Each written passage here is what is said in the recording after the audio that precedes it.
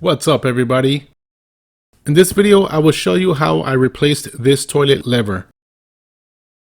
I noticed it was taking more effort to flush the toilet and I figured something was wrong with the lever, so let's take a look inside. Remove the cover and place it on the towel. I see that the lever is coming apart. I pressed it back together, but there's still a lot of free play before it actually flushes. Let's remove the old lever. This is the arm of the lever and it has a chain that connects to the flush valve, also known as the flapper. I released the chain from the arm. With this one, I had to press in with my thumb to be able to release it. The lever is attached to the tank with a plastic nut. It's been on there for about 10 years, so I used a crescent wrench to remove it. If you're facing the nut, usually you turn it left to loosen it, but it was tightening. So this nut is reverse threaded and I need to turn it right to loosen it. It's just a plastic nut with no rubber gasket, and we never had issues with the water leaking out of the tank. Pull the lever away from the tank. This is what the tank looks like without the lever. At the end of this video, I will show you what failed on this lever.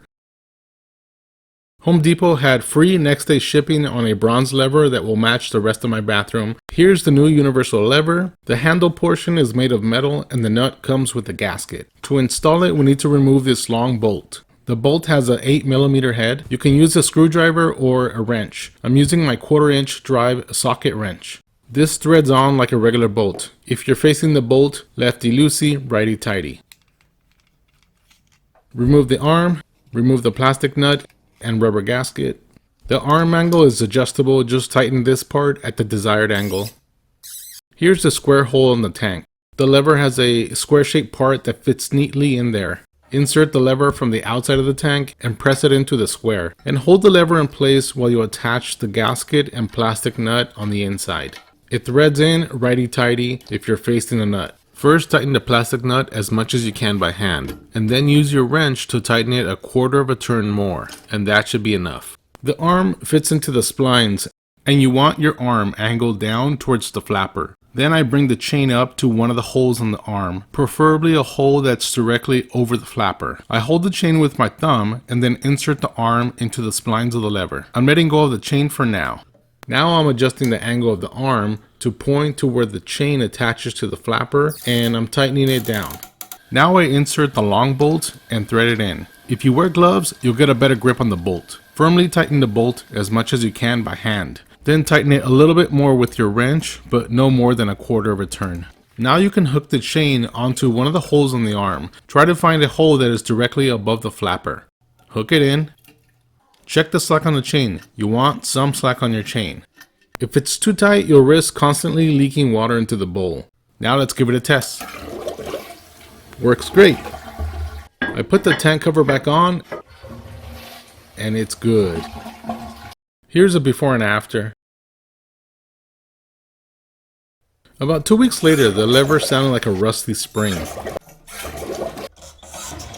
I loosened the long bolt and it seemed to help a little, but it still made the sound.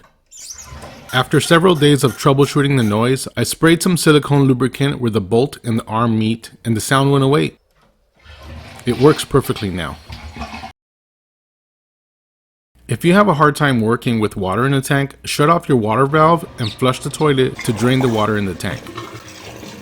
When opening the water valve again, if you open it too much, you'll get a loud hissing noise. If that happens, just slowly close the valve until the noise goes away.